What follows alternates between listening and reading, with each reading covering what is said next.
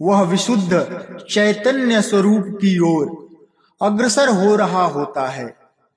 उसका मन समस्त लौकिक, संसारिक, मायिक बंधनों से विमुक्त होकर पद्मासना मां स्कंद माता के स्वरूप में पूर्णतः तल्लीन होता है।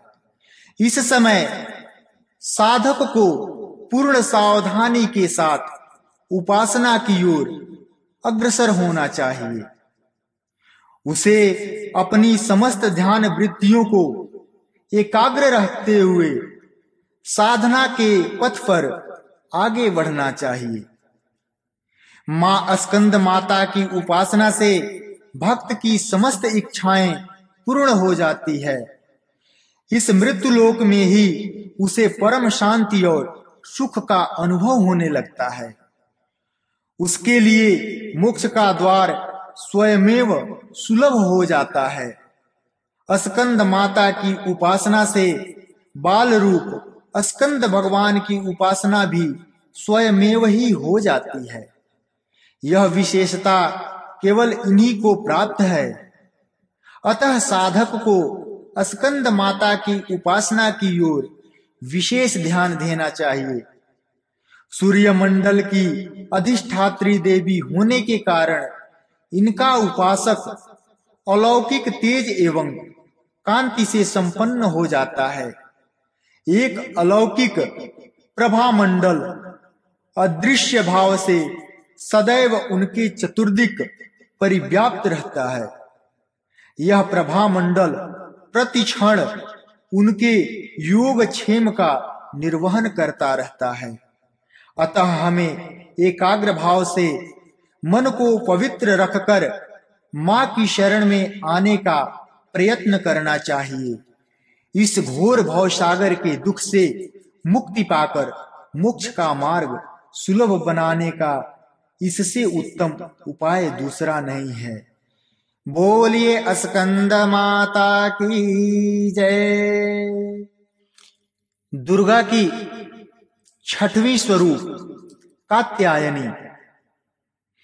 चंद्रहासो ज्वलकरा शार्दूल वर वाहना कात्यायनी शुभम दद्या देवी दानव घातिनी। मां दुर्गा के छठवें स्वरूप का नाम कात्यायनी है। इनका कात्यायनी नाम पड़ने की कथा इस प्रकार है। कत नामक एक प्रसिद्ध महर्षि थे। उनके पुत्र ऋषि कात्य हुए। इन्हीं कात्य के गोत्र में विश्व प्रसिद्ध महर्षि कात्यायन उत्पन्न हुए थे। इन्होंने भगवती परम्बा की उपासना करते हुए बहुत वर्षों तक बड़ी कठिन तपस्या की थी। उनकी इच्छा थी कि मां भगवती उनके घर पुत्री के रूप में जन्म ले। मां भगवती ने उनकी यह प्रार्थना स्वीकार कर ली थी। कुछ काल पश्चात जब दानव महिषासुर का अत्याचार पृथ्वी पर बहुत बढ़ गया, तब भगवान ब्रह्मा, विष्णु, महेश तीनों ने अपने अपने तेज का अंश देकर महिषासुर के विनाश के लिए एक देवी को उत्पन्न किया। महर्षि कात्यायन ने सर्वप्रथम इनकी पूजा की। इसी कारण से यह कात्यायनी कहलाई। ऐसी मान्यता है कि ये महर्षि कात्यायन के यहाँ पुत्री रूप में उत्पन्न भी हुई थी। अश्विन कृष्ण चतुर्दशी को जन्म लेकर शुक्ल सप्तमी, अष्टमी तथा नवमी तक 3 दिन इन्होंने कात्यायन ऋषि की पूजा ग्रहण कर दशमी को महिषासुर का वध किया था। मां कात्यायनी अमोघ फलदायिनी है। भगवान कृष्ण को पति रूप में पाने के लिए ब्रज की गोपियों ने इन्हीं की पूजा कालिंदी यमुना के तट पर की थी। ये ब्रजमंडल की अधिष्ठात्री देवी के रूप में प्रतिष्ठित है। इनका स्वरूप अत्यंत ही भव्य और दिव्य है। इनका वर्ण स्वर्ण के समान चमकीला और भास्वर है। इनकी 4 भुजाएं हैं। माता जी की दाहिनी तरफ का ऊपर वाला हाथ अभय मुद्रा में है तथा नीचे वाला वर मुद्रा में है। बाईं तरफ के ऊपर वाले हाथ में तलवार और नीचे वाले हाथ में कमल पुष्प सुशोभित है। इनका वाहन सिंह है। दुर्गा पूजा के 6वें दिन इनके स्वरूप की उपासना की जाती है। उस दिन साधक का मन आज्ञा चक्र में स्थित होता है। योग साधना में इस आज्ञा चक्र का अत्यंत महत्वपूर्ण स्थान है। इस चक्र में स्थित मन वाला साधक मां कात्यायनी के चरण में अपना सर्वस्व निवेदित कर देता है।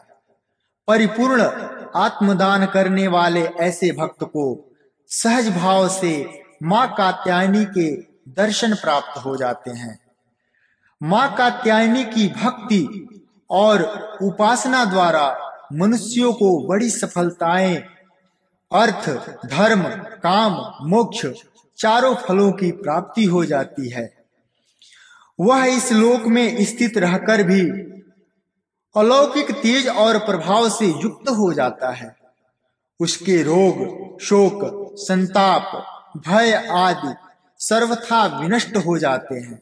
जन्म जन्मांतर के पापों को विनष्ट करने के लिए मां की उपासना से अधिक सुगम और सरल मार्ग दूसरा नहीं है। इनका उपासक निरंतर इनके सानिध्य में रहकर परम पद का अधिकारी बन जाता है।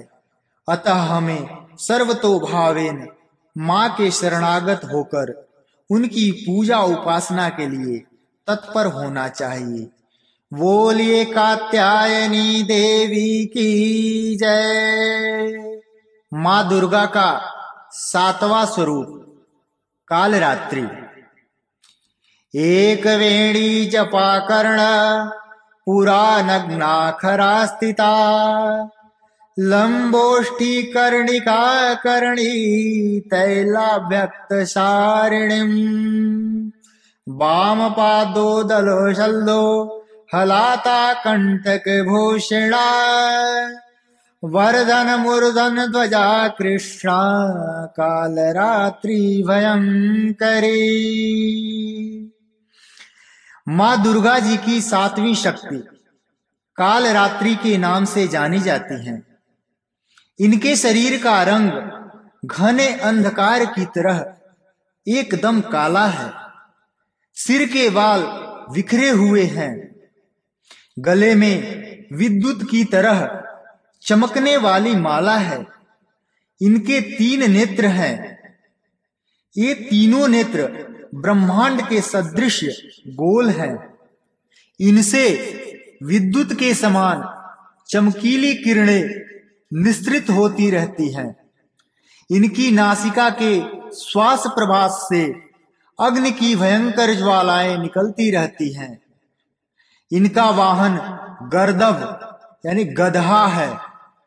ऊपर उठे हुए दाहिने हाथ की वर मुद्रा से सभी को वर प्रदान करती हैं। दाहिनी तरफ का नीचे वाला हाथ अभय मुद्रा में है। बाईं तरफ के ऊपर वाले हाथ में लोहे का कांटा तथा नीचे वाले हाथ में खड्ग यानी कटार है। मां कालरात्रि का स्वरूप देखने में अत्यंत भयानक है, लेकिन ये सदैव शुभ फल देने वाली हैं। इसी कारण इनका नाम शुभंकरी भी है। अतः इनसे भक्तों को किसी प्रकार की भयभीत अथवा आतंकित होने की आवश्यकता नहीं है। दुर्गा पूजा के 7वें दिन मां कालरात्रि की उपासना का विधान है। इस दिन साधक का मन सहस्त्रसार चक्र में स्थित रहता है। उसके लिए ब्रह्मांड की समस्त सिद्धियों का द्वार खुलने लगता है। इस चक्र में स्थित साधक का मन पूर्णतः मां कालरात्रि के स्वरूप में अवस्थित रहता है। उसके साक्षात्कार से मिलने वाले पुण्य का वह भागी हो जाता है। उसके समस्त पापों विघ्नों का नाश हो जाता है। उसे अक्षय पुण्य लोकों की प्राप्ति होती है। मां काल रात्रि दुष्टों का विनाश करने वाली हैं। दानव, दैत्य, राक्षस, भूत, प्रेत आदि इनके स्मरण मात्र से ही भयभीत होकर भाग जाते हैं। ये ग्रह बाधाओं को भी दूर करने वाले हैं। इनके उपासक को अग्नि भय, जल भय, जंतु भय, शत्रु भय, रात्रि भय आदि कभी भी नहीं होते। इनकी कृपा से वह सर्वथा भय मुक्त हो जाता है।